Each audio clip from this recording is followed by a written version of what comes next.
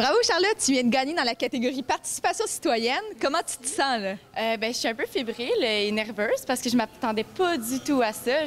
J'ai vu des super beaux projets aujourd'hui, des jeunes super bien impliqués. Puis bon, je croyais pas que je rentrais dans cette catégorie-là. Il faut croire que oui. Puis je suis super contente. Ben oui, félicitations. Est-ce que tu peux nous rappeler un peu pourquoi tu étais là ce soir? J'ai fait plusieurs projets. Entre autres, j'étais beaucoup impliquée au secondaire. Et puis, Véronique Yvon, la députée de Joliette, m'a un peu remarquée là-dedans.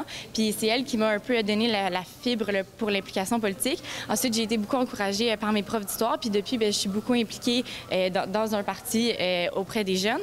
Et puis, dans d'autres organismes, par exemple, un organisme qui s'appelle Équilibre, qui est pour la diversité corporelle auprès des jeunes aussi. Donc, je pense que c'est vraiment important qu'on se fasse des projets collectifs. Puis j'essaie d'y travailler régulièrement. Ah, c'est vrai. Félicitations. Puis parlant de projets, tu as plusieurs projets déjà accomplis, mais quels sont tes projets futurs? Oh, c'est dur à dire. Je suis quand même très jeune pour parler de projets futurs. Mais entre autres, là, présentement, j'étudie au Collège André Grasset en sciences humaines, mais en relations internationales. Puis ça, c'est quelque chose qui m'intéresse beaucoup. Ou sinon, la science politique en général, c'est quelque chose qui me passionne. Donc, peut-être que je continuerai mes études là-dedans. Puis mon implication communautaire va sûrement suivre mon cheminement scolaire aussi. Là. Mais oui, certainement. Puis j'imagine, quand t'es impliquant comme ça, tu as rencontré certains problèmes, certaines embûches.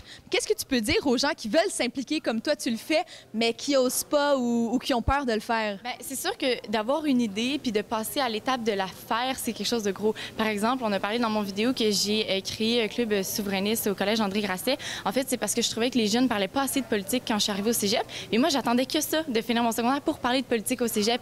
Donc là, j'ai décidé que j'allais le faire, puis qu'il n'y a personne qui allait me piler ses pieds. Puis ça a été compliqué, puis j'ai été déçue plusieurs fois. J'ai dû recommencer le projet 2 fois, entre autres. Mais écoute, ça fait maintenant 3 mois que le projet est accompli, puis que maintenant, je peux dire que j'ai réussi. Puis oui, ça a été difficile parce que des fois, de changer des structures qui sont déjà établies depuis longtemps, puis qu'il y a des traditions qui se font, il y a des gens qui sont pas trop ouverts au changement. Mais je pense qu'en tant que jeune, on n'a pas le choix de pousser les barrières parce que sinon, ça évoluera pas comme nous, on veut. Ah bravo Charlotte, très inspirant. Donc Charlotte qui vient de remporter la catégorie participation citoyenne. Donc bonne chance pour le futur, puis bravo encore.